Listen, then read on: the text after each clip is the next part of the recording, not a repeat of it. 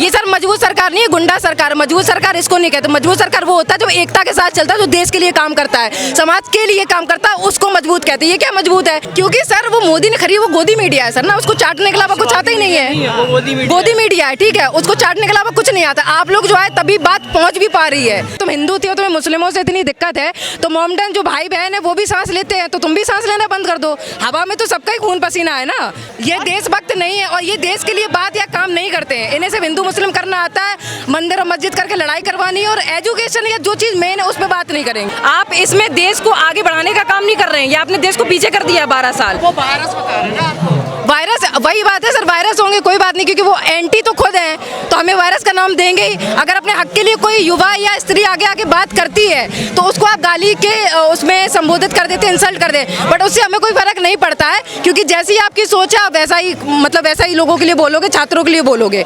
But इस चीज़ से छात्र कोई रुकने वाला नहीं है। और मेरी दरख्वास्त है सभी लोगों से, आप लोग आइए यहाँ प्रोटेस्ट में आइए, सोशल मीडिया बैठ के कमेंट लाइक और शेयर करने से कुछ नहीं होता। यहाँ पे मौजूदगी चाहिए। अभी भी वो डर रहा है। क्यों नहीं है छात्रों की? क्या वजह है सर? वो डरते हैं। जब यहाँ पे शुरू में जैसे छात्र आना चालू किए थे तो यहाँ पे कुछ गुंडे टाइप के कह ही सकते हैं, अगर मारपीट करे तो गुंडा ही घोषित किए जाओगे। उन्होंने आके किसी के माता पिता के ऊपर सिर फोड़ दिया था, कल लड़की को यहाँ पे घेर के मारा सीपी में जाकर। तो ये गलत चीज़ है ना। 3-4 दिन पर एक लड़की को पकड़ के ले जा रहे, वो पुलिस के द्वारा बचाई गई थी। फिर पुलिस शासन अगर आगे आती, वो किताबें फेंक रही भगत सिंह की और उनकी, बोले ड्रामा करते। अगर ये ड्रामा है तो तुम घूस से ही तो पढ़ रहे हो ना, तुमने फिर पढ़ लिख के नौकरी नहीं ली है, इसीलिए तुम्हें ये सब ड्रामा लग रहा है।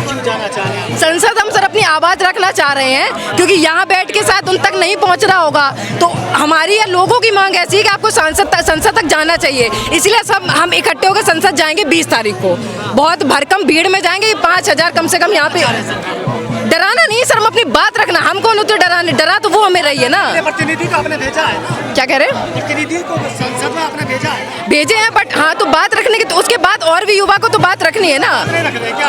वो रख रहे होंगे सर, लेकिन हमें नहीं लग रहा। अगर रख रहे लगता है आपको जाने दिया जाएगा भारी पुलिस? क्योंकि यहाँ सर यहाँ पे तो ये सब प्रोटेस्ट के नाम पे उन्होंने वो सब बैरिकेडिंग लगा रखा है, तो देखते जाने देते हैं। लाठीचार्ज होता है जैसे हर प्रोटेस्ट में होता है, बट हम अपनी तरफ से बहुत प्रेम स्वभाव से रिक्वेस्टली उनसे कह रहे हैं कि हमें जाने दीजिए और हमें अपनी बात रखने दीजिए। ये आपके फ्यूचर की बात नहीं है, अकेले हमारी नहीं है, आने वाली पीढ़ी के लिए भी है ये सर मजबूत सरकार नहीं है, गुंडा सरकार। मजबूत सरकार इसको नहीं कहते। मजबूत सरकार वो होता है जो एकता के साथ चलता है, जो देश के लिए काम करता है, समाज के लिए काम करता है, उसको मजबूत कहते हैं। ये क्या मजबूत है कि अपनी तुम पेंट भर रहे हो नोटों से, और जो युवा है वो छात्र है वो सड़कों पे लेटा हुआ, तो गलत है ना। 2-2.5 हजार लोगों के लिए खड़ी है सरकार।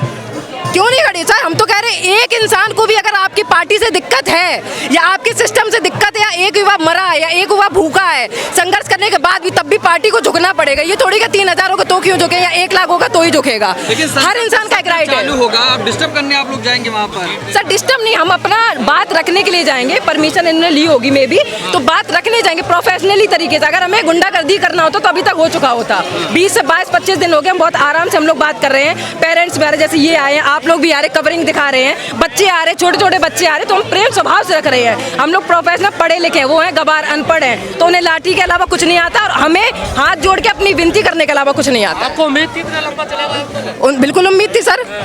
लेकिन जब किसी के पिताजी का सिर फोड़ा गया था तो ऐसा लगा कि डगमगा जाएगा कि जो हाथापाई यहाँ कर रहे हैं, बट उनके पिता ने जब संघर्ष दिखाया कि हमारे से होने के बाद ये बच्चों के साथ खड़े हैं, तो बच्चा क्यों नहीं अपने लिए खड़ा होगा? तो हमें लगता है ये आगे तक जाएगा, और जब तक इस्तीफा नहीं मिलेगा तब तक युवा नहीं रुकेगा। ऐसे तो मन मिटेंगे, ये हंगर स्ट्राइक कर रहे हैं लोग। सर वही तो आज़ादी खून पसीना मांगती है, तो क्या कर सकते हैं? अगर इसके कारण हम अपना हंगर स्ट्राइक तो नहीं बच्चा तोड़ देगा, फिर ये होगा कि अरे बस 2 दिन के लिए थे, या 15 दिन रख पाए, या 20 दिन रख पाए, ये तो ड्रामा था लोगों का। तो हमें तो नीचे दिखाया जा रहा, अपनी बात रखने के लिए संघर्ष करना पड़ेगा। जब बचपन में थे, अगर हमें कोई खिलौना चाहिए होता था तो रो धो के खाना छोड़कर माता पिता से बात मनवाते थे, तो वही हाल अभी भी है कि सरकार को झुकाने के लिए हमें ये संघर्ष करना पड़ेगा। माता पिता मानते हैं? माता पिता नहीं माने, एक काम करिए, माता पिता का ये अब रहने दीजिए, बोलेंगे तो विवाद हो जाएगा।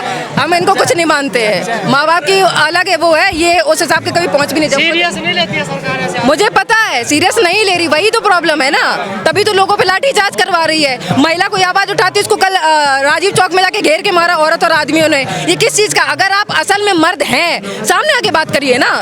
हाथ उठा के, स्त्री पे हाथ उठा के आप बहुत बड़ा अपने आप को धर्म के खिलाफ धर्म के खिलाफ नहीं बोला है उसने, ये बोला है कि अगर जैसे राम मंदिर आपने बनवाया, बहुत अच्छा किया, शायद उसके पहले कोई मंदिर नहीं आज तक देश में बसा होगा, तो आपने बनवा दिया तो लोग बौखला गए, ठीक है।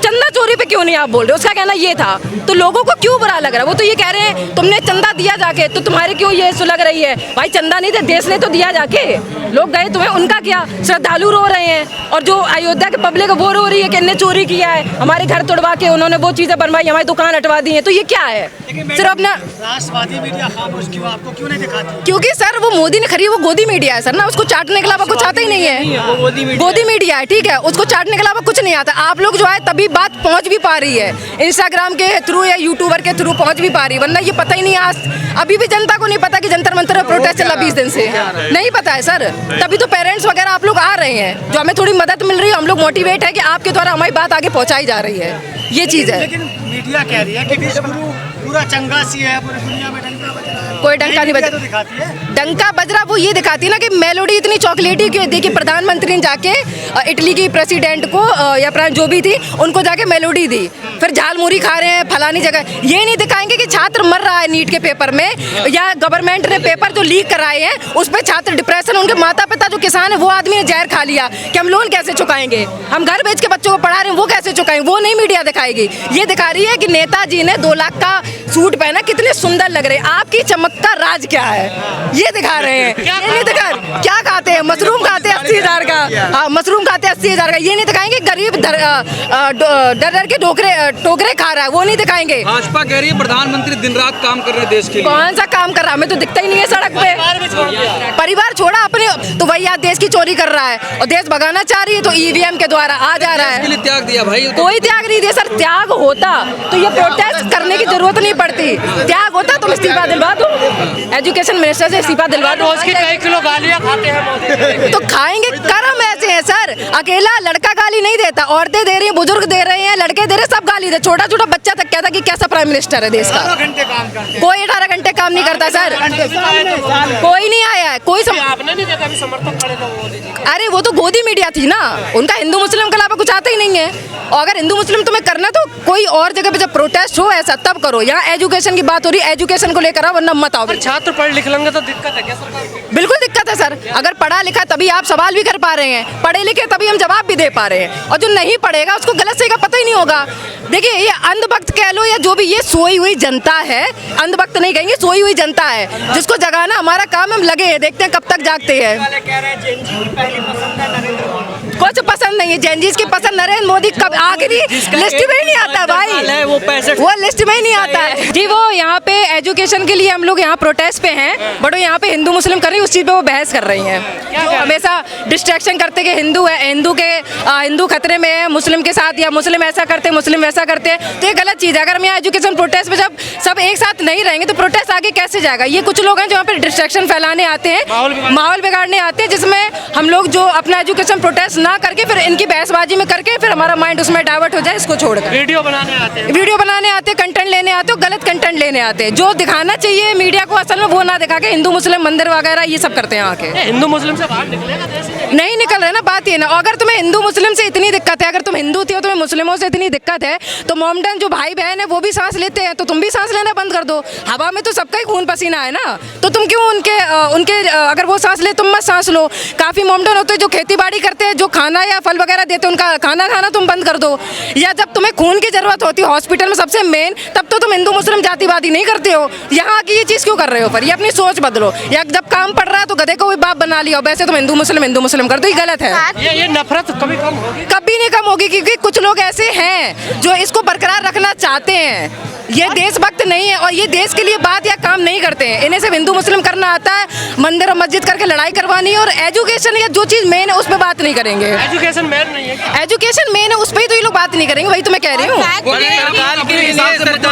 सवाल हम कर रहे हैं, आपको गलत लग रहा है? कंसिडरेबल तो ये चीज होनी चाहिए ना कि अगर आप जो काम कर रहे हो वो जनता तक पहुंच रहा है कि नहीं। आपने इतना करप्शन है कि मान लो एजुकेशन का जो जीडीपी है कितना है, 4% 4 to 6%। क्या होता है इतने में? हमारी पॉपुलेशन 1.42 CR पहुंच चुकी है।